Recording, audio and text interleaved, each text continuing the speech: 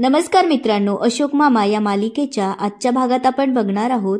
भैरवी आणि अनिश बाहेर फिरायला जात असतात तेव्हा भैरवी त्याला विचारू लागते की आज आपण कुठे जायचं, पिक्चरला जाऊयात का?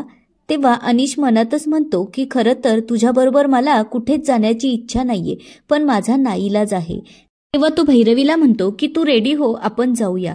आता भैरवी रेडी होण्यासाठी जाते तितक्यात आता त्याला स्वप्नाचा फोन येतो आणि ती त्याला विचारू लागते की तू बिझी आहेस का? तेव्हा अनिश तिला म्हणतो की नाही. तेव्हा ती म्हणते की माझं तुझ्याकडे एक इम्पॉर्टंट काम आहे, त्यासाठी तुला मला अर्जंटली भेटायला यावं लागेल. तेव्हा अनिश म्हणतो की ठीक आहे. आता इकडे भैरवी बाहेर जाण्यासाठी रेडी होत असते तेव्हा अनिश तिच्या जवळ येतो. आता भैरवी त्याला म्हणते की मी तयार झालीये, चल आपण आता बाहेर जाऊया. असं म्हणत आता भैरवी बाहेर जाण्यासाठी निघालेली असते तेव्हा अनिश तिला आवाज देत थांबवतो आणि तिला म्हणतो की 1 मिनिट भैरवी. आता भैरवी थांबते आणि त्याला विचारू लागते की काय झालं. त्यावर अनिश म्हणतो की आपल्याला आता बाहेर जाता येणार नाही, कारण माझ्या मित्राचा कॉल आला, मला अर्जंटली त्याच्याकडे जावं लागणार आहे. तू जरा थांब, मी लगेचच तिकडून जाऊन येतो. असं म्हणत आता अनिश तिथून निघून जातो. आता इकडे संस्कार वर्गामध्ये इरा आणि ईशान सगळं काही उलट करत असतात तेव्हा निविताई त्यांना विचारते की तुम्हाला झालं काय? त्यावर ते सांगू लागतात की हे सगळं आमच्या आजोबांनी आम्हाला करायला सांगितलं. हे ऐकल्यानंतर आता निविताईला जरा आश्चर्यच वाटू लागतं. त्यामुळे त्या विचारू लागतात की हे सगळं तुमच्या आजोबांनी सांगितलं, पण असं का? तेव्हा इरा ईशान सांगू लागतात की काल तुम्ही आम्हाला घरात पसारा करायला सांगितला होता, त्यामुळे आम्ही घरी जाऊन पसारा केला तेव्हा आजोबा आमच्यावर रागावले आणि त्यांनी आम्हाला सांगितलं की आता संस्कार वर्गामध्ये सुद्धा मॅडम जे सांगतील त्याच्या उलट करायचं. बघूया तुमच्या मॅडम चिडतात की नाही. तेव्हा ईशान म्हणतो पण तुम्ही खरंच चिडलात. तेव्हा निविताई म्हणू लागतात की मी तुमच्यावर का चिडले, तर तुम्ही उलटी आगगाडी खेळत होतात म्हणून नाही, तर तुमच्यामुळे तुमचा मित्र पडला की नाही. जर तुम्ही असंच केलं असतं तर आणखी बाकीच्या मुलांना पण त्रास झाला असता. तेव्हा इरा म्हणू लागते की आम्ही जेव्हा वदनी कवळच्या ऐवजी शुभं करोती म्हणत होतो तेव्हा सुद्धा तुम्ही आमच्यावर चिडलात. तेव्हा निविताई म्हणतात की तेव्हा मी का चिडले, कारण प्रत्येक प्रार्थनेची ही वेळ असते. म्हणजे बघा ना, जेवणाच्या आधी आपण वदनी कवळ म्हणत असतो आणि शुभं करोती ही सायंकाळी म्हटली जाते. आता जर तुम्ही उलट्या प्रार्थना म्हणू लागलात तर देवाला राग येणार नाही का? हे ऐकल्यानंतर आता इरा ईशान त्यांना सॉरी म्हणतात. तेव्हा निविताई म्हणतात की सॉरी मला नाही तर देवाला म्हणा. तेव्हा दोघंही कान पकडून देवाला सॉरी म्हणतात. आता निविताई म्हणतात आपलं आयुष्य सुद्धा हे आगगाडीच्या रुळासारखं असतं आणि आपण म्हणजे त्यावरचे डबे. आता आगगाडी जशी एका दिशेला जात असते तसंच आपलं आयुष्य देखील असतं. आपण सगळ्यांना घेऊन एकाच दिशेला गेलं पाहिजे. जर कोणी उलट जात असेल तर त्यामुळे आपल्यामध्ये एकी राहील का? आता त्यांचं म्हणणं सगळ्या मुलांना पटलेलं असतं. पुढे त्या इरा ईशानना म्हणू लागतात की तुमच्या आजोबांचा प्रॉब्लेम काय हे माझ्या लक्षात आलंय. तुमचे आजोबा म्हणजे ना शीघ्रकोपी आहे. तेव्हा ईशान विचारू लागतो की शीघ्रकोपी म्हणजे? तेव्हा निविताई म्हणतात की छोट्या छोट्या गोष्टींवर त्यांना लवकर राग येतो, त्यावरही माझ्याकडे एक उपाय आहे. तेव्हा त्या सांगू लागतात की तुम्ही काय करायचं, ज्या गोष्टींनी तुमच्या आजोबांना राग येतो ना ती गोष्ट करायची आणि जेव्हा त्यांना राग येईल ना तेव्हा त्यांना 1 ते 10 उलटी काउंटिंग करायला सांगायची. तेव्हा इरा ईशान विचारतात पण याने काय होईल? तेव्हा निविताई म्हणतात की त्यांचा राग शांत होईल. आता इकडे घरी आल्यानंतर इरा ईशान अशोक मामांकडून एक वचन घेतात. तेव्हा अशोक मामा विचारू लागतात पण कशासाठी हे तर सांगा. तेव्हा इरा ईशान सांगू लागतात की आम्ही अशा गोष्टी करू ज्याने तुम्हाला राग येईल, पण तुम्ही आमच्यावर अजिबात चिडायचं नाही. तेव्हा तुम्ही 1 ते 10 असं उलट काउंटिंग सुरू करायचं.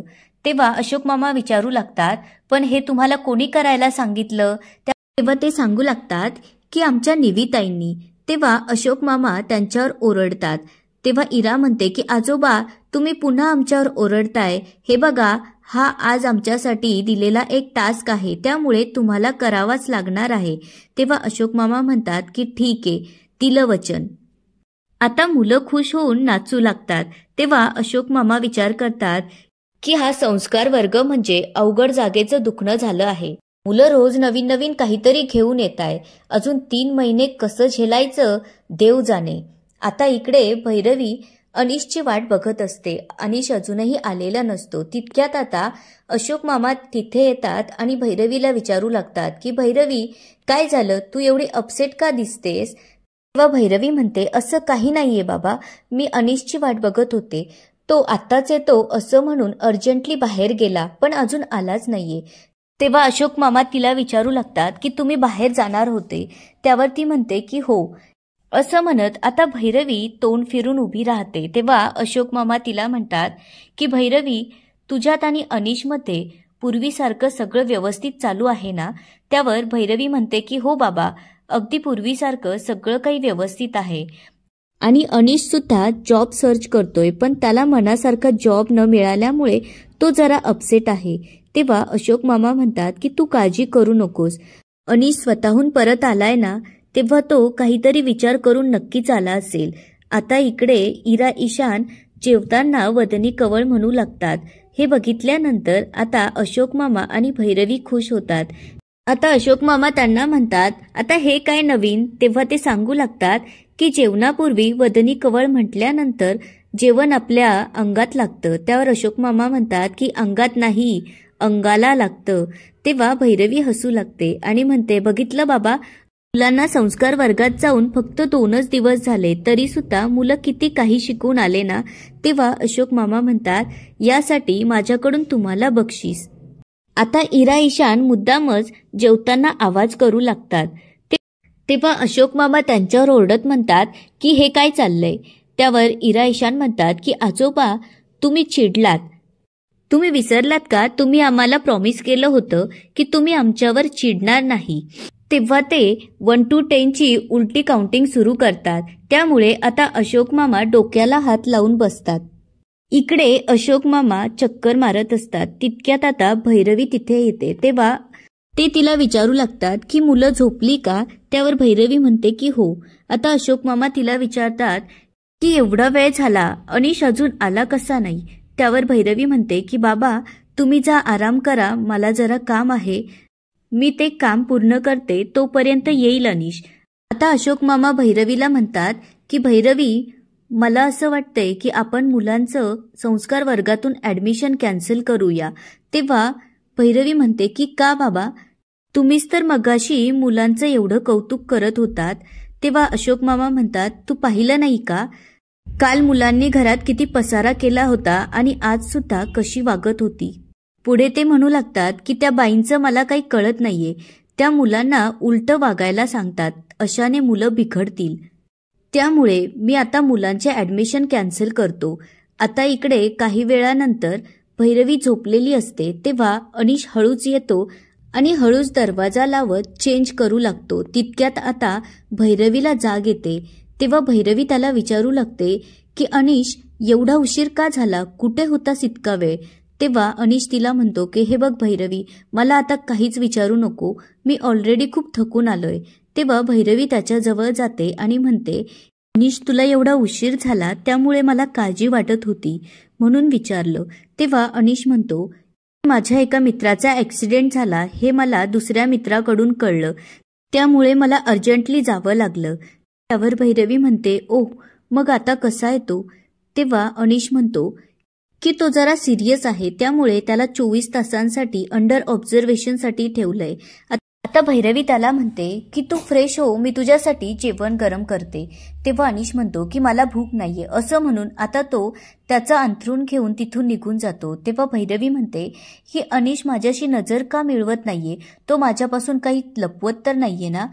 आता इकडे दुसऱ्या दिवशी देसाई, तोरणे, प्रभुबाई, जना, भैरवी आणि अनिश सगळेजण सोसायटीच्या खाली उभे असतात.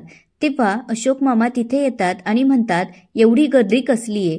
तेव्हा देसाई म्हणतात की माझगावकर, तुम्ही जरा इकडे या आणि बघा.